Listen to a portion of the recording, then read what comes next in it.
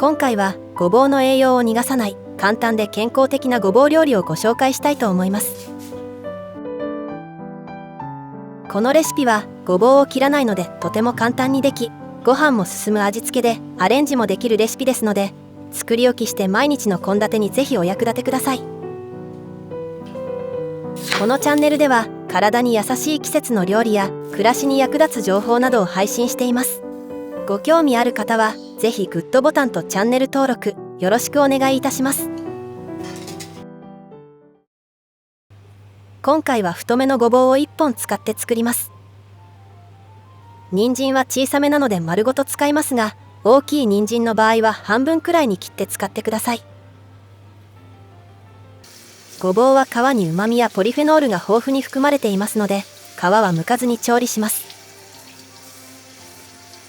丁寧にスポンジなどで汚れをきれいに洗い流していきます。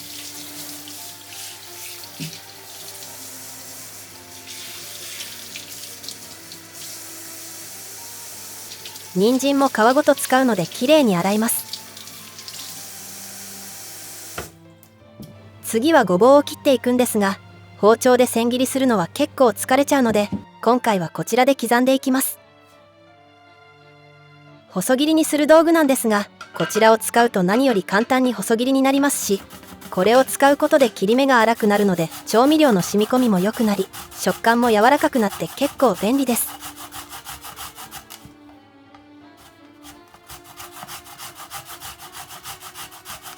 あっという間に細切りになりました。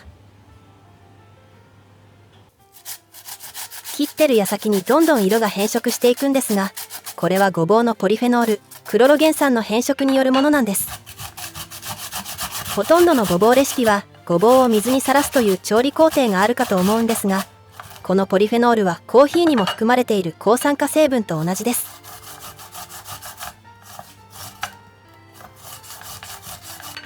さらにごぼうの重要な成分である水溶性の食物繊維も水に溶けやすいので、どんどん水に溶け出してしまいます。せっかくの栄養が逃げてしまってはもったいないですので、お水にさらさないでそのまま使うことをお勧めします。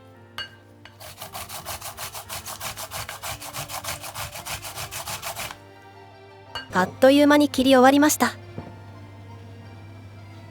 私はあまり細切りが得意ではないので、この細切り機に助けられています。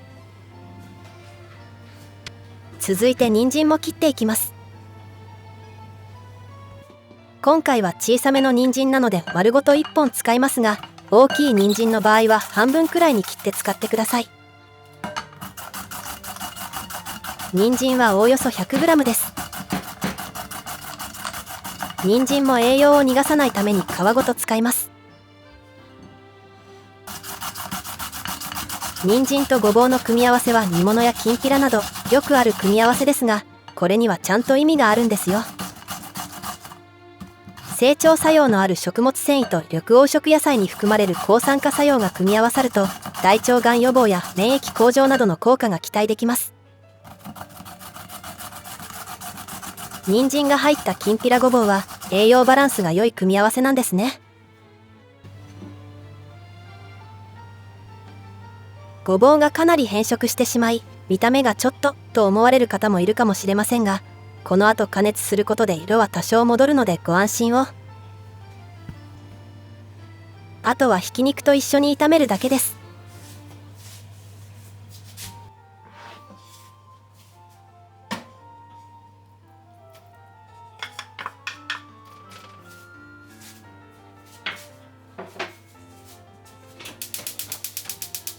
フライパンにひき肉を入れて火が通るまで炒めていきます。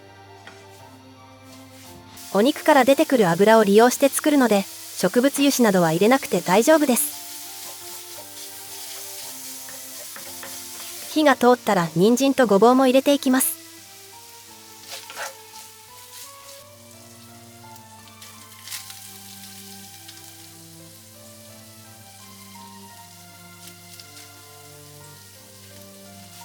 しんなりするまで炒めていきましょう。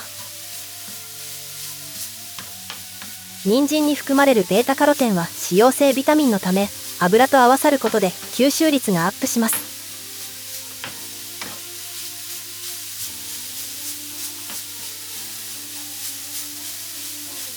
変色したごぼうの色が戻ってきたら、ちょうど火の入れ具合も OK という合図です。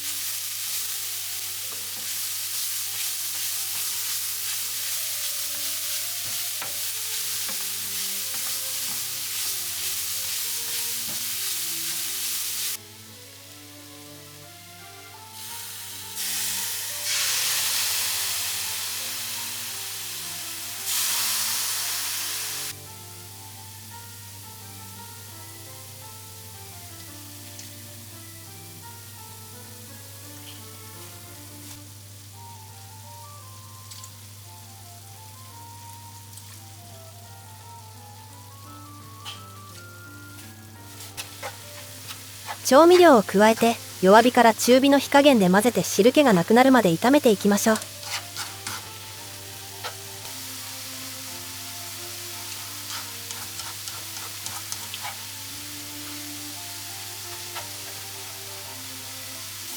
よく炒めたら火を止めて最後にすりごまを入れます。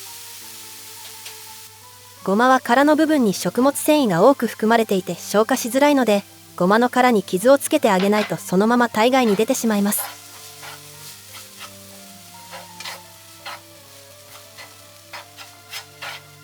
いりごまよりすりごまにすることで吸収が断然良くなりますよ。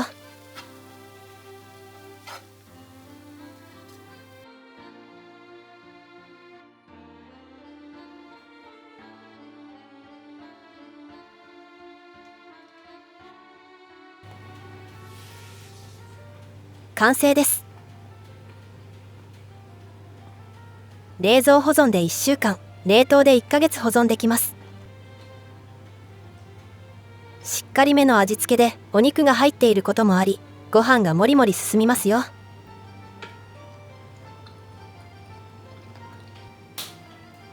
お弁当にはもちろん、こんな感じでごぼう丼にするのも個人的には好きです。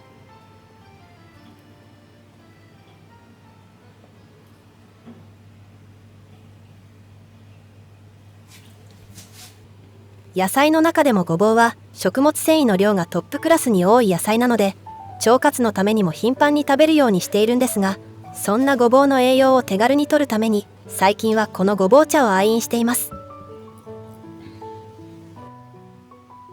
こちらは鳥取砂丘のごぼうを 100% 使用したごぼう茶。砂丘畑で育ったごぼうが使われています。国際規格食品安全マネジメントシステム取得の工場で製造されているそうで、無添加、無漂白、無香料、ノンカフェインというこだわりぶり。砂地でごぼうを栽培するのはいろいろ課題があると考えられていたそうですが、水分が少ない砂地で育ったことにより、ごぼうが身を守ろうとするので、ポリフェノールや食物繊維が豊富になったんだそうです。欠点と考えていた砂地栽培が思わぬ評価を受けたということなんです。砂地で栽培されたので、ごぼう茶にありがちな土臭さもなく、乾燥を耐え忍んだごぼうは美味しさも栄養もいっぱいです。さらに温度や時間も工夫された直火焙煎で作られているので、香りも豊かです。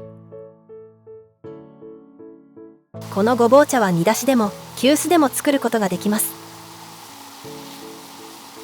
夏はアイスで飲んでいたんですが、最近は朝晩冷える時も出てきたので、ホットでいただくことが増えました。ごぼうの香りを楽しみたい方はホットで飲むのがおすすめ。香ばしくてとても美味しいです。そしてなんとこちらの出し殻も利用できちゃうんです。まずはごぼうの風味が香ばしい炊き込みご飯のご紹介。ごぼうの出し殻がお出汁の代わりになるので、出汁の素なども必要ありません。炊飯器で炊く場合は指定の線まで水を入れてください。味ムラが出ないようによく混ぜておきます。具材はお好みで用意します。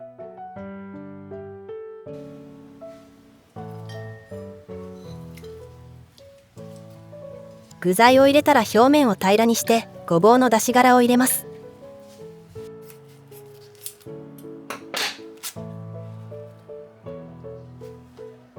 あとは強火にかけ、沸騰したらごく弱火に変えて12分炊いていきます。炊飯器の場合はそのまま炊飯スタート。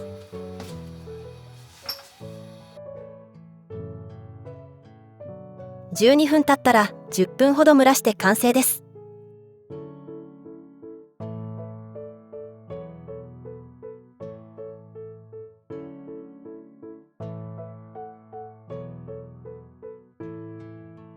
ほんのりごぼうの香りがして優しい味の炊き込みご飯です。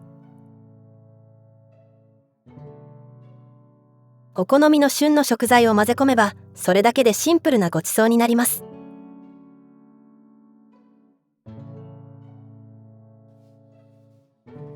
ごぼうは細かくなっているのでとても食べやすいんですよ。炊きたてをいただくのはもちろん、お弁当にもぴったり。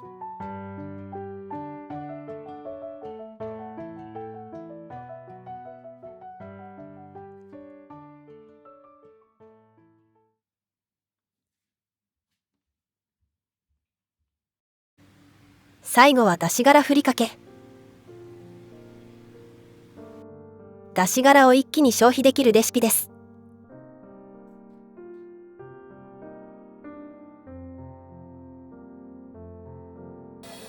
今回は鰹節も出がらしを使いますが、普通の鰹節を入れてもらって大丈夫です。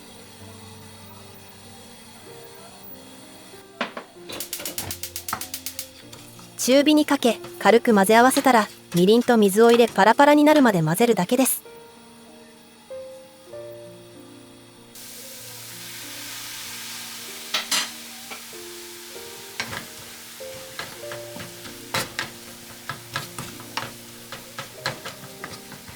水分が飛んでふりかけのパラパラ感が出てきたら完成です。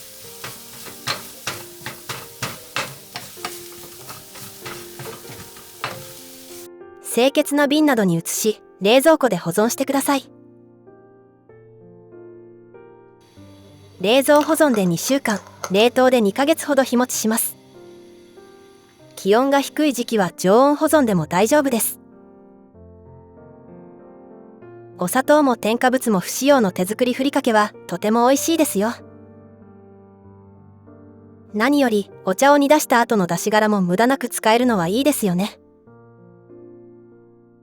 こちらのごぼう茶は概要欄にリンクを貼っておきますので、ご興味ある方はぜひご覧になってみてください。